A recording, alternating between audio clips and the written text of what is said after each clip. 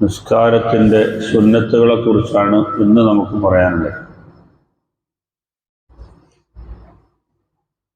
നിസ്കാരവുമായി ബന്ധപ്പെട്ടുകൊണ്ട് ഒട്ടനവധി സുന്നത്തുകൾ ഫുഖഹാ രേഖപ്പെടുത്തുന്നുണ്ട്. സുന്നത്തുകൾ വർദ്ധിക്കുന്നതിനനുസരിച്ച് നമ്മുടെ പ്രതിഫലങ്ങൾ കൂടും എന്ന് പറയേണ്ടതില്ലല്ലോ. നിസ്കാരത്തിൽ പ്രവേശിക്കുന്ന ആളുകൾ കാഷ്ടിക്കുക, മൂത്രിക്കുക പോലെയുള്ള അതിന് ഒരുക്കമുള്ള സമയത്ത് നിസ്കാരത്തിൽ പ്രവേശിക്കാൻ പാടില്ല. അതെല്ലാം ഒഴിവാക്കിയ അവസ്ഥയിലേക്ക് വേണം നിസ്കാരത്തിൽ പ്രവേശിക്കാൻ. അതൊരു സുന്നത്തായ കാര്യമാണ്. നിസ്കാരത്തിന് മുമ്പ് വുളു ഉണ്ടാക്കുന്നതിന് മുമ്പ് മൂത്രമൊഴിക്കുക എന്നുള്ള സുന്നത്താണെന്ന് അർത്ഥം. ഒന്നിനോ രണ്ടിനോ മുട്ടുന്ന രൂപത്തിൽ നിസ്കാരത്തിൽ പ്രവേശിക്കാൻ പാടില്ല. കാരണം ആ നിസ്കാരം തീർന്നു കിട്ടിയാൽ മതിയായിരുന്നു എന്നായിരിക്കും അപ്പോൾ അവൻ്റെ ചിന്ത. മാത്രമല്ല തഫ്രീഖു ഖൽബിഹി മിനശ് ശവാഗിൽ, എല്ലാ ജോലികളിൽ നിന്നും അവൻ്റെ ഹൃദയത്തെ ഒഴിവാക്കി നിർത്തണം. അത് നിസ്കാരത്തിൽ പ്രവേശിക്കുന്ന ആളുകൾക്ക് സുന്നത്താണ്. അന്നശാത്തു വമുജാനബത്തുൽ കസൽ, ഉന്മേഷത്തോടുകൂടെ നിസ്കാരത്തിൽ പ്രവേശിക്കുക, മടിയെ വെടിയുക. കാരണം നാം അഭിസംബോധന ചെയ്യാൻ പോകുന്നത് ഈ ലോകത്തിൻ്റെ സൃഷ്ടാവായ അള്ളാഹുവിനോടാണ്. യഥാർത്ഥത്തിൽ ഇങ്ങനെ ഒരു ഭാഗ്യം കിട്ടുന്നവൻ ലോകത്ത് വേറെ ആരാണുള്ളത്? നിങ്ങൾ ആലോചിച്ച് നോക്കൂ. നാം നമ്മുടെ പ്രേമഭാജനത്തോട് സംസാരിക്കുമ്പോൾ എന്തൊരു ഇൻട്രസ്റ്റിലാണ് സംസാരിക്കുക. ഒരു കാമുകനും കാമുകിയും തമ്മിലുള്ള ആ ഫോണ് എത്ര മണിക്കൂറുകളാണ് സംസാരിക്കുന്നത്. അവർ ലോകത്തെക്കുറിച്ച് ഒന്നും അറിയുന്നില്ല.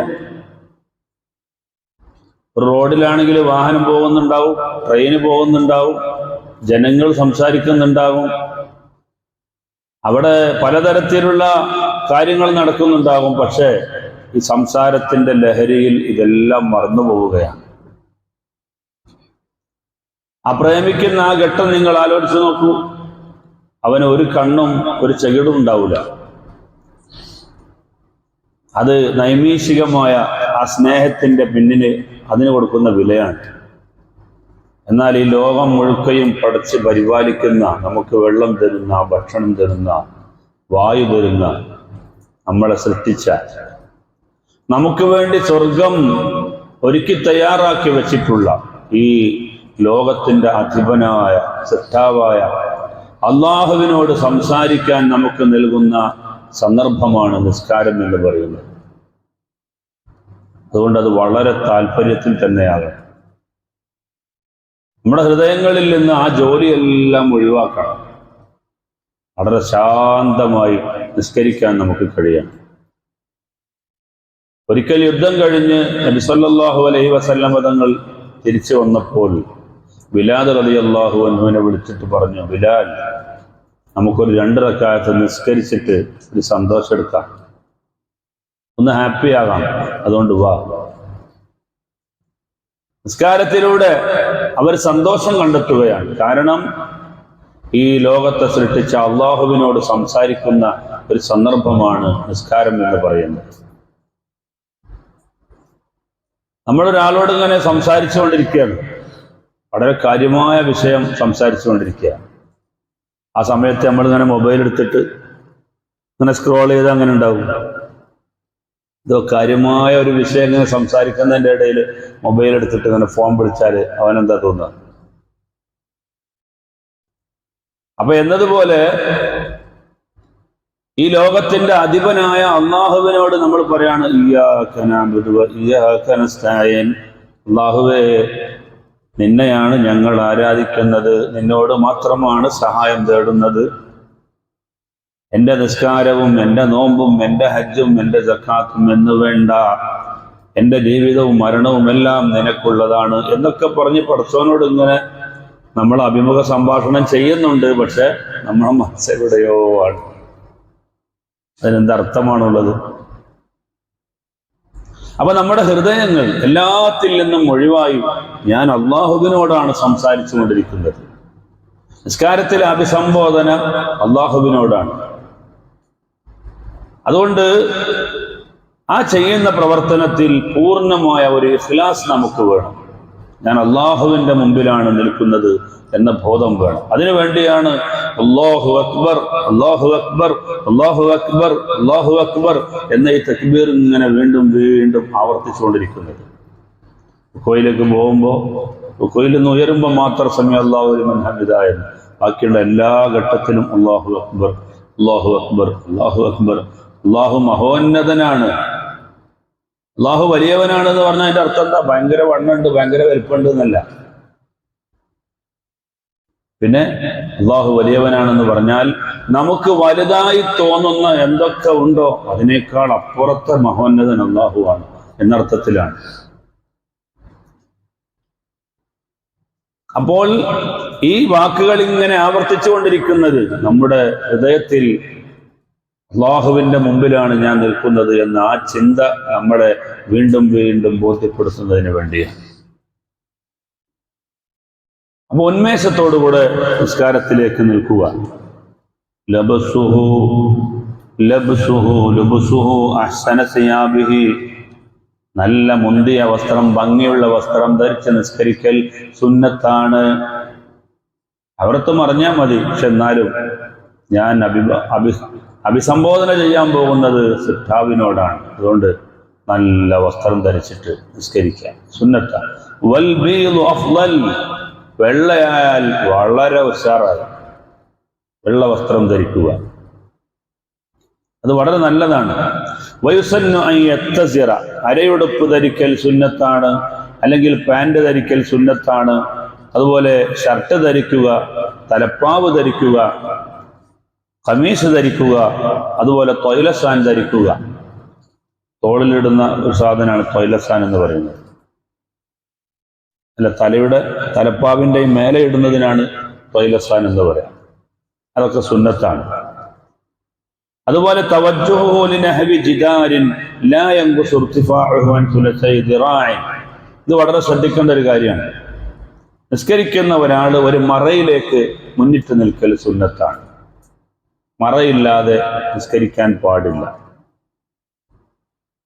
അപ്പൊ ഈ സൊഫിന്റെ അകലം കണ്ടില്ല, ഇതിപ്പോ ഒരു 2 മുഴാണോ അല്ലെങ്കിൽ ഒരു 2.25 മുഴം ഉണ്ടാവും. 3 മുഴം അകലം പോകാത്ത നിലയിൽ ഒരു മറയിലേക്ക് മുന്നിടുക. ഒരു ഭിത്തി അല്ലെങ്കിൽ തൂണ്, ഒന്നുമില്ലെങ്കിൽ ഒരു മുസല്ല ഇങ്ങനെ വിരിക്കുക. മുസല്ലയൊന്നും ഇല്ലെങ്കിൽ ഒരു വരയെങ്കിലും നമുക്ക് നിൽക്കാൻ പാകത്തിൽ ഒരു വര ഇങ്ങനെ നീളത്തിലോ അല്ലെങ്കിൽ മുമ്പിലോ ഇങ്ങനെ വരക്കുക, എന്നിട്ട് അതിലേക്ക് മുന്നിടുക. അങ്ങനെ ഒരു മറ വെച്ച് നിസ്കരിക്കുമ്പോൾ ആ മറയുടെ മുമ്പിലൂടെ ഒരാൾ നടന്നു പോകാൻ പാടില്ല. ഒരാൾ നടന്നു പോകുന്നുണ്ടെങ്കിൽ അവനെ നമുക്ക് തടയാം, അത് സുന്നത്താണ്. നിസ്കരിക്കുന്ന ആളുടെ മുമ്പിലൂടെ നടന്നു പോകാതിരിക്കാൻ 40 വർഷം നീ കാത്തിരിക്കേണ്ടി വന്നാലും നിസ്കരിക്കുന്നവന്റെ മുമ്പിലൂടെ നടന്നു പോകരുത് എന്ന് സയ്യിദുനാ മുഹമ്മദ് മുസ്തഫ സല്ലല്ലാഹു അലൈഹി വസല്ലം. ഒരിക്കൽ നടന്നവനെ നമ്മൾ തടഞ്ഞു നിർത്തി. അദ്ദേഹം വീണ്ടും നടക്കാൻ ശ്രമിച്ചു, അപ്പോഴും നമ്മൾ തടഞ്ഞു. അദ്ദേഹം വീണ്ടും നടക്കാൻ വേണ്ടി ശ്രമിച്ചപ്പോൾ നമ്മൾ ബലാത്കാരമായി തടഞ്ഞു. ആ തടച്ചിലിന്റെ കാരണം കൊണ്ട് അദ്ദേഹം മരിച്ചുപോയാൽ പോലും നമ്മൾ കുറ്റക്കാരനല്ല എന്നാണ്. നിസ്കരിക്കുന്നവന്റെ മുമ്പിലൂടെ നടക്കാൻ പാടില്ല. പക്ഷെ ഈ തടയാനുള്ള അവകാശം മറയുണ്ടാകുന്ന സമയത്താണ്. അവിടെയാണ് പോയിന്റ്. വിശാലമായ പള്ളി ഇങ്ങനെ കളിക്കുക, നമ്മളിങ്ങനെ നടുവിൽ വന്നിട്ട് അല്ലാഹു അക്ബർ എന്ന് പറഞ്ഞാൽ ജനങ്ങൾ നടക്കുന്ന വഴിയല്ലേ. മറയില്ലെങ്കിൽ പിന്നെ അതിന്റെ മുന്നിലൂടെ നടക്കുന്നതിന് യാതൊരു പ്രശ്നവുമില്ല. ഇപ്പോ 3-ാമത്തെ സഫിൽ ഒരാൾ നിസ്കരിക്കുകയാണ്, അദ്ദേഹത്തിന്റെ മുമ്പിൽ മറയുള്ളത് ഇപ്പൊ ഈ വര മാത്രമാണ്. അപ്പൊ ആ വരന്റെ ഉള്ളിൽ കൂടെ നടക്കണ്ട, അതിന്റെ അപ്പുറത്തൂടെ നടക്കുന്നുണ്ട്, വിരോധമില്ല. അതേസമയം ഈ മറയെ മുമ്പിൽ കണ്ടുകൊണ്ടാണ് ഒരാൾ നിസ്കരിക്കുന്നത്, ആ ഡിസ്റ്റൻസ് അയാൾ കീപ്പ് ചെയ്തിട്ടുണ്ട്. എന്ന് പറഞ്ഞാൽ 3 മുഴത്തേക്കാൾ അകലമല്ല അയാൾ നിൽക്കുന്നത് എങ്കിൽ അതിൻ്റെ ഉള്ളിലൂടെ നടന്നു പോകാൻ പാടില്ല. പോകുന്ന ആളെ നമുക്ക് തടയാം. തടയൽ സുന്നത്താണ്. അപ്പോൾ മതില് അതിനാണ് ഏറ്റവും വലിയ സ്ഥാനം, അല്ലെങ്കിൽ നല്ല ഉറച്ച തൂണ്. അതുമില്ലെങ്കിൽ ഒരു വടിയെങ്കിലും നാട്ടണം. അതിന് സാധ്യമല്ലെങ്കിൽ ഒരു വടിയെങ്കിലും കിട്ടിയില്ലെങ്കിൽ ഒരു മുസല്ലയെങ്കിലും വിരിക്കണം. അതിനും സാധ്യമായില്ലെങ്കിൽ ഒരു വരയെങ്കിലും വരക്കണം. ഒരു മുസല്ലയുടെ വലുപ്പത്തിൽ ഒരു വര ഇങ്ങനെ വരക്കുക, നീളത്തിൽ വരക്കുക, അല്ലെങ്കിൽ വീതിയിൽ വരക്കുക.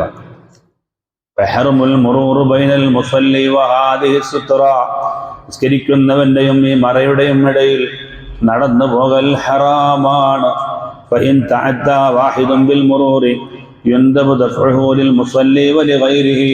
അതിന്റെ ഇടയിലൂടെ നടക്കുന്നവനെ നിസ്കരിക്കുന്നവനും അല്ലാത്തവർക്കും തടയൽ സുന്നത്തുണ്ട്. നിസ്കരിക്കുന്ന ആൾക്ക് മാത്രമല്ല, അവിടെ നിസ്കരിക്കുന്നുണ്ട് എന്ന് പറയാം, സുന്നത്താണ്. അതുപോലെ ഒരു നിസ്കാരം നിർവഹിച്ചു കഴിഞ്ഞാൽ പിന്നെ ആ സ്ഥലത്തിൽ നിന്ന് മാറി വേറെ ഒരു സ്ഥലത്ത് നിസ്കരിക്കാം, അത് സുന്നത്താണ്. ഒരു നിസ്കാരം നിർവഹിച്ച സ്ഥലത്ത് നിന്ന് മാറി വേറെ ഒരു സ്ഥലത്ത് നിസ്കരിക്കുക. എന്തിനാ? ആ സ്ഥലങ്ങളെല്ലാം നമുക്ക് സാക്ഷിയാകുന്നതിന് വേണ്ടി.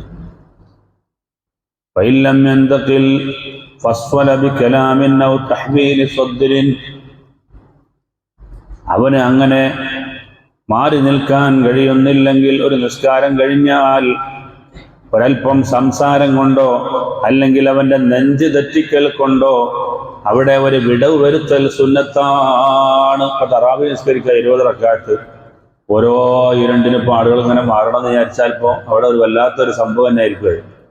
ഒരാൾ അങ്ങോട്ട് മാറി ഒരാൾ ഇങ്ങോട്ട് മാറി നിസ്കരിക്കാൻ നേരം ഉണ്ടാവും. അപ്പൊ അതിനാണ് നമ്മൾ എന്ത് ചെയ്യണത്? ഓരോ നിസ്കാരത്തിന്റെ ഇടയിലും എന്തെങ്കിലുമൊക്കെ നമ്മൾ ചൊല്ലും. സല്ലു അലൻ നബിയിൽ മുസ്തഫ മുഹമ്മദ് ആലി. അല്ലെങ്കിൽ നമ്മൾ നെഞ്ചൊന്ന് തിരിച്ചിട്ട് ഒന്ന് അങ്ങോട്ടും ഇങ്ങോട്ടൊക്കെ ഒന്ന് നോക്കിയാൽ മതി, എന്നാലും ആ സുന്നത്ത് കിട്ടും. അങ്ങനെ ചെയ്യൽ സുന്നത്താണ്. അതുപോലെ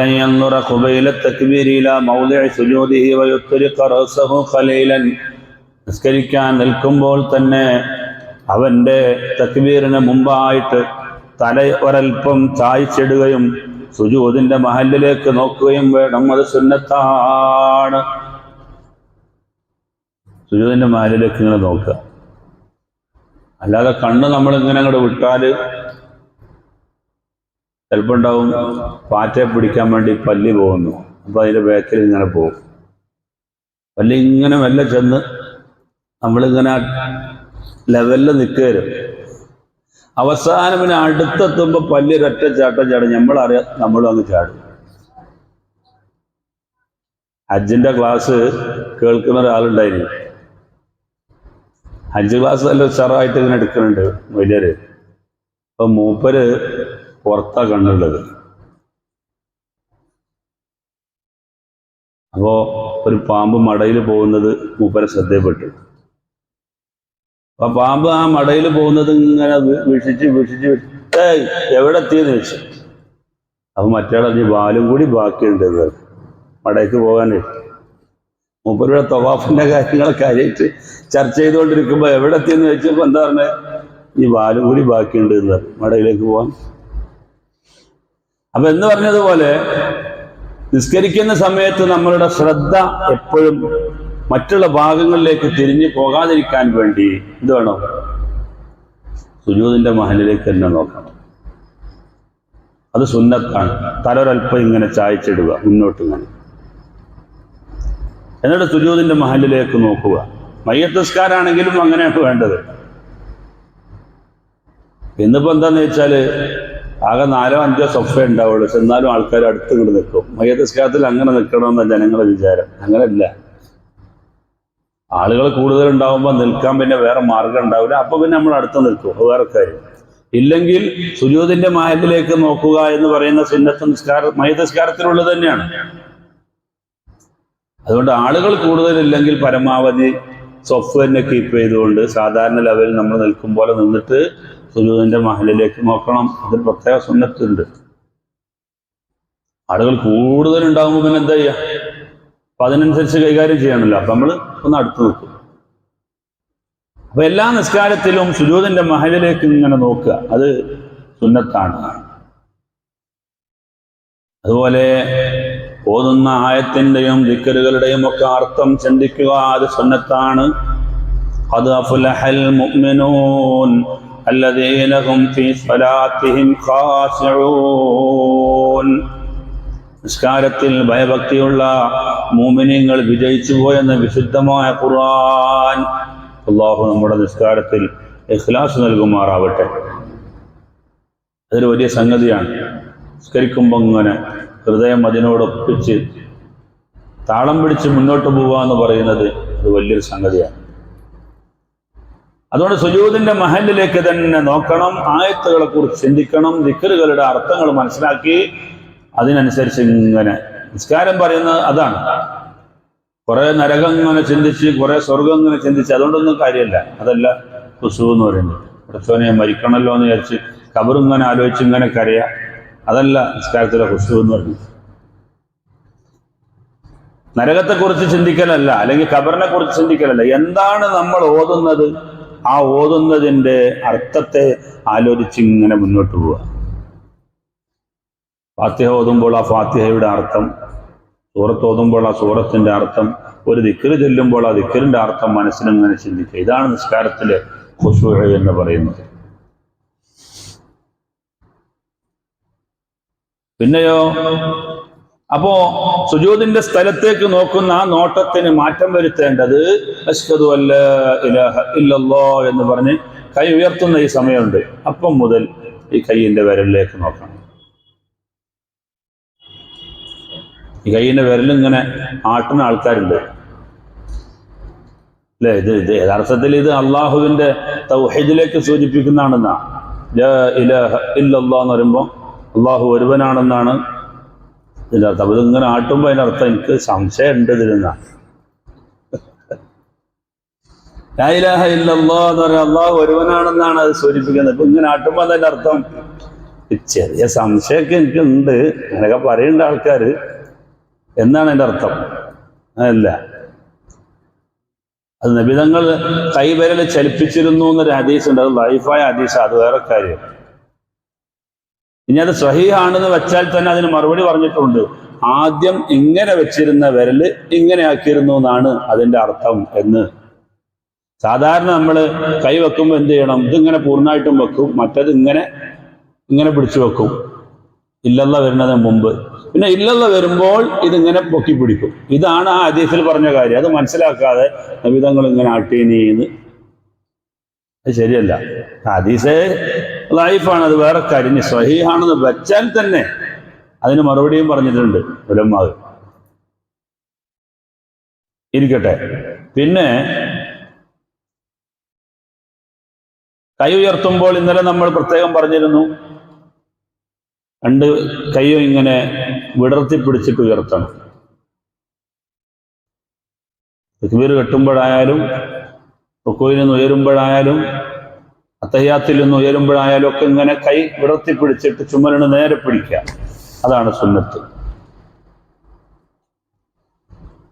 അതുപോലെ തക്ബീറിന് ശേഷം കൈ നെഞ്ചിന് താഴെ പൊക്കളിന് മേതയായിട്ട് വെക്കുക, അതാണ് സുന്നത്ത്.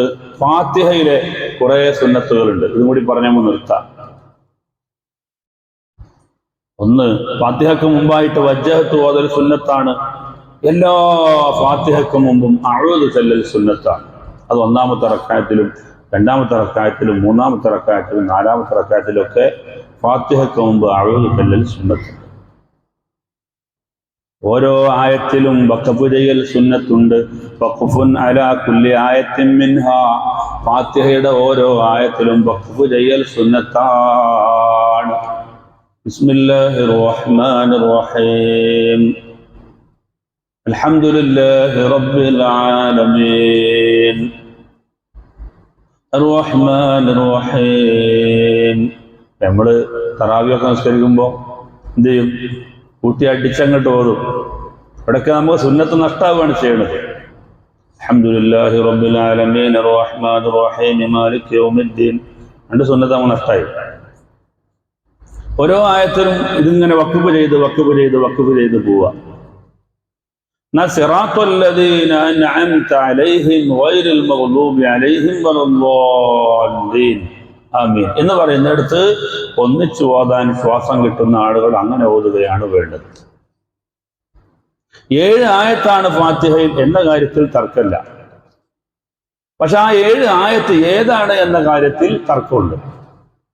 ശാഫി മദ്ഹബിൽ ബിസ്മില്ലാഹിർ റഹ്മാനിർ റഹീം എന്ന് പറയുന്ന 1-ാമത്തെ ആയത്താണ്.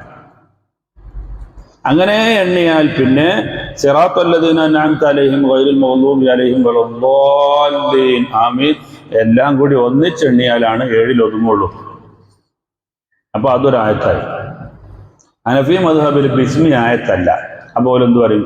സിറാത്തുല്ലദീന അൻഅംത അലൈഹിം ഒരായത്ത്, ഗൈറിൽ മഗ്ദൂബി അലൈഹിം വലദ്ദാല്ലീൻ വേറൊരായത്ത്. ഏതായിരുന്നാലും ഫാത്തിഹയുടെ ഓരോ ആയത്തുകളിലും വഖഫ് ചെയ്യൽ സുന്നത്താണ്. അതുപോലെ ഫാത്തിഹയ്ക്ക് ശേഷം ഉടനെയായി ആമീൻ പറയൽ സുന്നത്താണ്. ഇമാമാണ് മുമ്പിൽ നിൽക്കുന്നതെങ്കിൽ ഇമാമിന്റെ ആമീനോടൊപ്പം പറയൽ സുന്നത്താണ്. നിസ്കാരത്തിൽ ഇമാമിനോടൊപ്പം ചെയ്യേണ്ട ഒരൊറ്റ കാര്യം മാത്രമേ ഉള്ളൂ. ഏതാ? ആമീൻ മാത്രം. ബാക്കിയുള്ളതെല്ലാം ഇമാമിന്റെ ബാക്കിൽ പോകണം.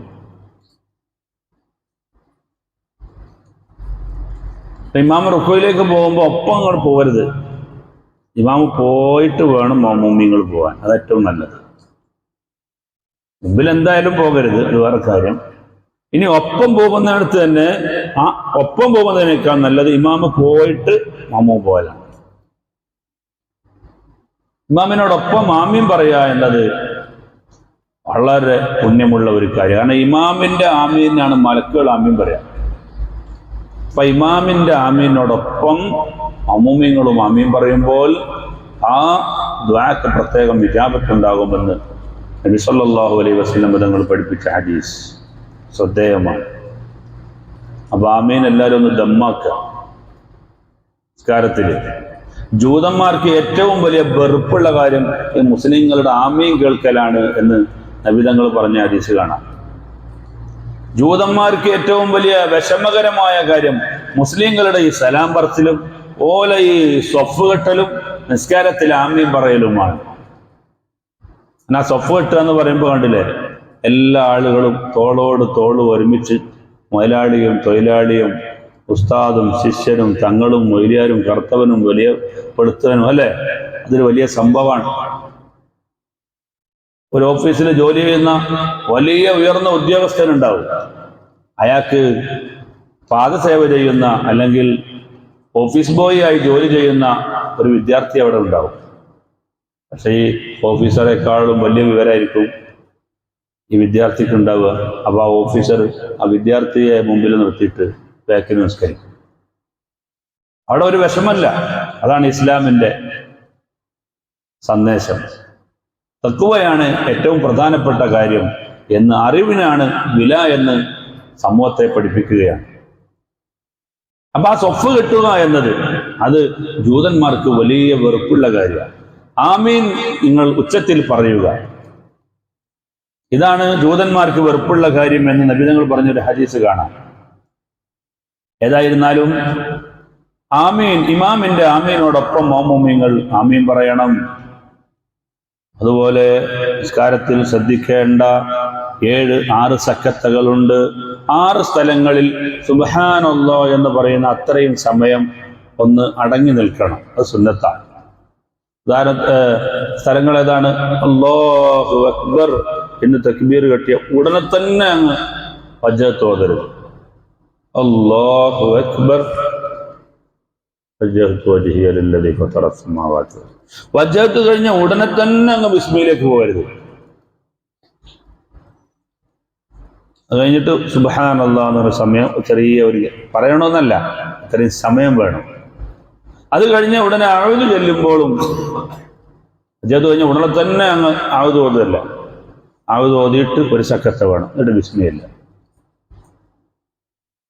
ഫാത്തിഹ കഴിഞ്ഞിട്ട് ഉടനെ തന്നെ സൂറത്ത് കഴിഞ്ഞ ഉടനെ തന്നെ അങ്ങ് റുക്കൂയിലേക്ക് പോവല്ല. കഴിഞ്ഞ ഉടനെ ഒരു സുബ്ഹാനല്ലാഹ് പറയാനുള്ള സമയം പോയി, എന്നിട്ടാണ് റുക്കൂയിലേക്ക് പോകേണ്ടത്. അതാണ് ഫുഖഹാവ് പറയുന്നു. ഏതൊക്കെയാണ്?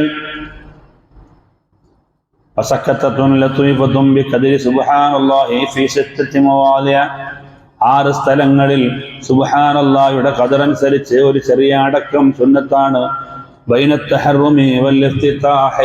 തക്ബീറത്തുൽ ഇഹ്റാം കിട്ടുന്നതിന്റെയും വജ്ജത്ത് തുടങ്ങുന്നതിന്റെ ഇടയിൽ ഒരു സക്കത്താണ്. അല്ലാഹു അക്ബർ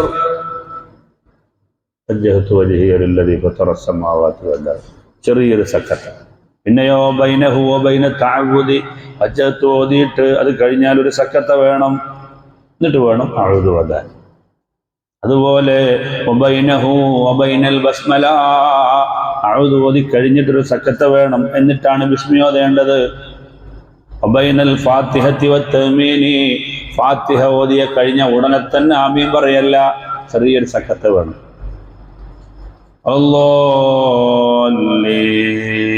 ആമീൻ അങ്ങനെയല്ല, അല്ലാഹീൻ ആമീൻ, ഒരു ചെറിയ സക്കത്ത. ആ സക്കത്തയിൽ പറയേണ്ട ഒരു സംഗതി കൂടി ഉണ്ട്. റബ്ബി ഗഫിർലി എന്ന് പറയൽ സുന്നത്താണ്. ഏതൊരു ഫാത്തിഹ കഴിഞ്ഞാലും ആമീന്റെ മുമ്പായിട്ട് റബ്ബി ഗഫിർലി എന്ന് പറയൽ സുന്നത്തുണ്ട്. നിസ്കാരത്തിനകത്തും സുന്നത്തുണ്ട്, പുറത്തും സുന്നത്തുണ്ട്. റബ്ബി ഗഫിർലി ആമീൻ കഴിഞ്ഞിട്ട് പിന്നെ ഒരു സംഗതി സുന്നത്തുണ്ട്, റബ്ബൽ ആലമീൻ എന്ന് കൂടി പറയുന്ന സുന്നത്തുണ്ട്. റബ്ബൽ ആലമീൻ ആമീൻ, റബ്ബൽ ആലമീൻ. യാതൊന്നും അവിടെ കാണുന്നില്ല, റബ്ബൽ ആലമീൻ എന്ന് പറയാം. പറഞ്ഞുകൊണ്ട് ബുദ്ധിമുട്ടുണ്ടായിട്ടല്ല, എന്നാലും ഹദീസിൽ വന്നത് റബ്ബൽ ആലമീൻ എന്നാണ്. അപ്പോ അത് ശ്രദ്ധിക്കുന്നത് നല്ലതാണ്. അപ്പൊ ഇമാം ഫാത്തിഹ ഓതി കഴിഞ്ഞതിന് ശേഷം ഒരു അല്പം നേരം ഒരു സ്റ്റെക്ക് അവിടെ കാണുന്നുണ്ട്. എന്താ അതിന്റെ കാര്യം? ഈ റബ്ബി ഗഫിർലി എന്ന് പറയാനുള്ള ഒരു സമയമാണ്. എല്ലാവർക്കും, ഇമാമിനായാലും അല്ലാത്തവർക്കായാലും റബ്ബി ഗഫിർലി എന്ന് പറഞ്ഞിട്ട് ആമീൻ. അപ്പൊ ഈ റബ്ബി ഗഫിർലി എന്ന് പറയുന്നതും സുബ്ഹാനല്ലാഹ് എന്ന് പറയുന്നതും സമയം കറക്റ്റാണ്. അപ്പോ അത് ലെവലായി. അതുപോലെ സൂറത്ത് കഴിഞ്ഞാൽ ഉടനെ തന്നെ റുക്കൂയിലേക്ക് പോവല്ല.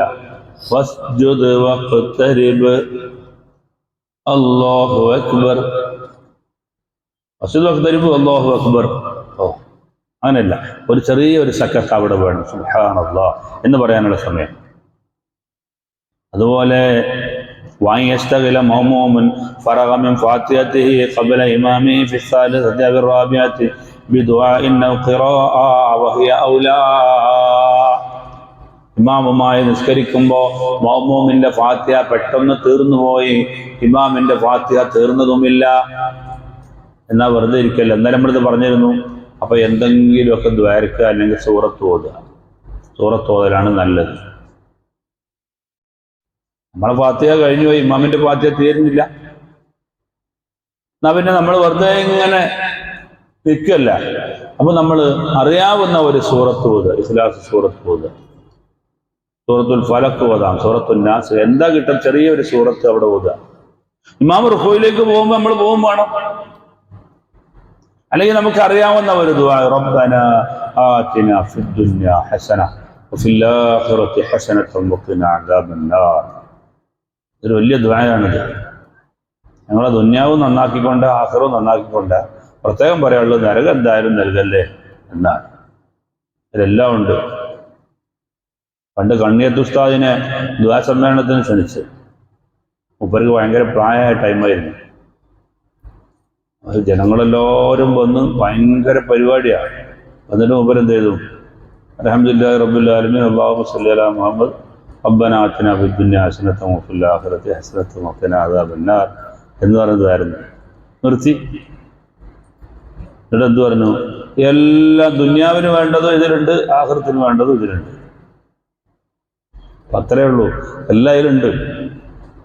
പിന്നെ നമ്മുടെ സമാധാനത്തിന് നമ്മൾ ഇങ്ങനെ ചോദിക്കണം എല്ലാ കാര്യങ്ങളും. അള്ളാഹുവിനോട് അങ്ങനെയാണല്ലോ, എന്ത് ചോദിച്ചാലും മടുപ്പില്ല അള്ളാഹുവിന്. നമുക്കാണ് കൂടുതൽ ചോദിക്കുമ്പോൾ ദേഷ്യം പിടിക്കുക, പടച്ചോനെ കൂടുതൽ ചോദിക്കുമ്പോൾ നമ്മളോട് സ്നേഹം കൂടുകയാണ് ചെയ്യുക. അതാണ് പടച്ചോനും പടപ്പും തമ്മിലുള്ള വ്യത്യാസം. നമ്മളിപ്പോൾ ഒരാളോട് ഒരു 1000 റുപ്യ കടം വാങ്ങി, നമ്മൾ 1000 റുപ്യ തിരിച്ചു കൊടുത്തു. പിന്നെയും നമ്മൾ അയാളോട് കടം വാങ്ങുമ്പോൾ 30 കാര്യം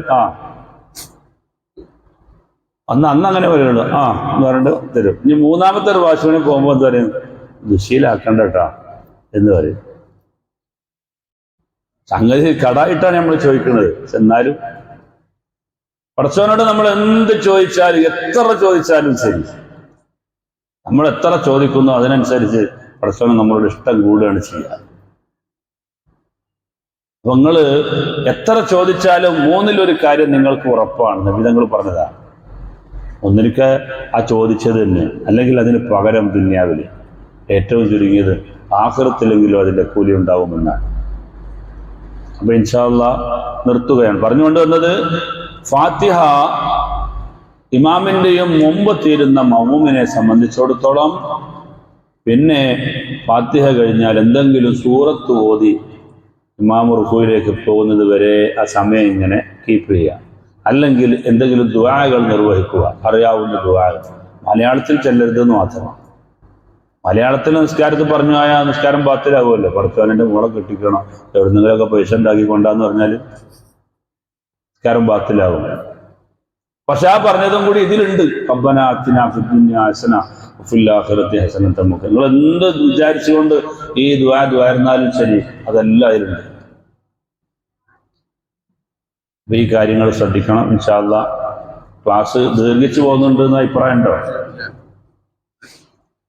ബാക്കിയുള്ള കാര്യങ്ങൾ നമുക്ക് നാളെ പറയാം. അല്ലാഹു തആല തൗഫീഖ് ചെയ്യുമാറാവട്ടെ. അർഹമുർ റഹീമായ റബ്ബേ, ഞങ്ങളുടെ ഇൽമുകളൊക്കെയും നീ നാഫിയാക്കി തരണേ റഹ്മാനെ. ഞങ്ങളുടെ അമലുകളെ കബൂലാക്കണേ റഹ്മാനെ. ജീവിക്കുന്ന കാലത്തോളം ഞങ്ങൾക്ക് ഇസ്സത്ത് നൽകണേ റഹ്മാനെ. പടച്ചവനെ, മഹത്തായ ഈ സദസ്സിന്റെ സമയത്തിന്റെ ബറക്കത്ത് കൊണ്ട് ഞങ്ങളുടെ ജീവിതത്തിൽ വന്നുപോയ എല്ലാ പാപങ്ങളും നീ മാപ്പാക്കണേ റഹ്മാനെ. അല്ലാഹുവേ, ഈ മഹത്തായ മജ്‌ലിസിന്റെ സവാബിനെ ഈ പള്ളിയുടെ ചുറ്റുഭാഗത്ത് അന്ത്യവിശ്രമം കൊള്ളുന്ന മുഅ്മിനീങ്ങളുടെ അർവാഹുകളിലേക്ക് നീ എത്തിക്കണേ അല്ലാഹുവേ, അവരെയും ഞങ്ങളെയും ഞങ്ങളുടെ മാതാപിതാക്കൾ, ഉസ്താദുമാർ, ഭാര്യ, സന്താനങ്ങൾ, ദുആ കൊണ്ട് വസിയത്ത് ചെയ്ത എല്ലാ മുഅ്മിനീങ്ങളെയും നിന്റെ ജന്നാത്തുൽ നഈമിൽ ഒരുമിച്ച് കൂട്ടണേ അല്ലാഹ്. ആമീൻ ബിറഹ്മതിക യാ അർഹമർ റഹീമീൻ. സല്ലല്ലാഹു അലാ മുഹമ്മദ് സല്ലല്ലാഹു അലൈഹി വസല്ലം. സല്ലല്ലാഹു അലാ മുഹമ്മദ് സല്ലല്ലാഹു അലൈഹി വസല്ലം. اللهم صل على محمد يا رب صل عليه وسلم. السلام عليكم.